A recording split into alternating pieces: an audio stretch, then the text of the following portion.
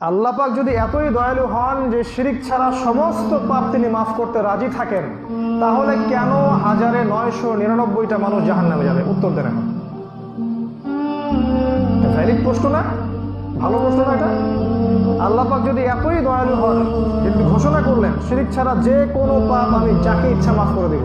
হাদিস আল্লাহ পাক বলছেন, হে আদম সন্তান, আকাশ জমিন সমান পাপ নিয়ে যদি আমার সাথে সাক্ষাৎ করো, আমি তোমার সামনে আকাশ এবং জমিনের সমান ক্ষমা নিয়ে সাক্ষাৎ করব। শিরিক তোমার আমল নামায় না থাকলে আমি তোমাকে মাফ করে দেব।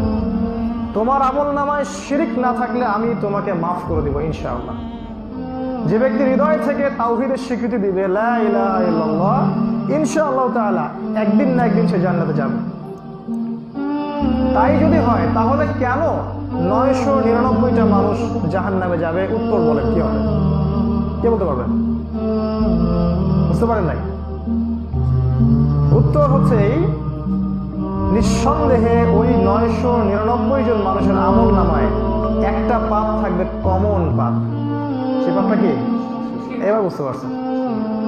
এছাড়া যদি অন্য কোনো পাপ থাকতো, আল্লাহ পাক চাইলে কি মাফ করতে পারতেন না? পারতেন। তার মানে বোঝা যাচ্ছে তাদের আমল নামায় মূল কোন পাপটা থাকবে? শিরক।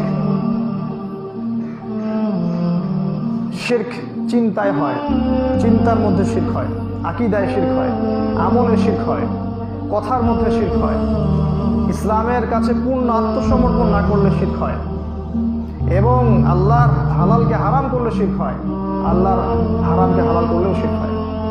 শিরক ব্যক্তি পর্যায়ে হয়, পরিবারে শিরক হয়, মসজিদের ভিতরেও শিরক হয়, মানুষকে দেখানোর জন্য নামাজ পড়লে এখানেও শিরক হয়, মাজারে শিরক হয়, নজর মান্যতে শিরক হয়, দোয়ার ক্ষেত্রে শিরক হতে পারে, তাবিজ কবতে শিরক হতে পারে, জাদু টোনায় শিরক হতে পারে।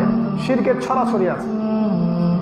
এমনকি শিরক ব্যক্তি পর্যায়ে হয়, পরিবারে হয়, সমাজেও হয়, শিরক রাষ্ট্রীয় পর্যায়ে হয়। কারণ পরিবারের লোকজন আল্লাহর হালালকে হারাম করে না, আর আল্লাহর হারামকে হালাল করে নেয় না। রাষ্ট্র থেকে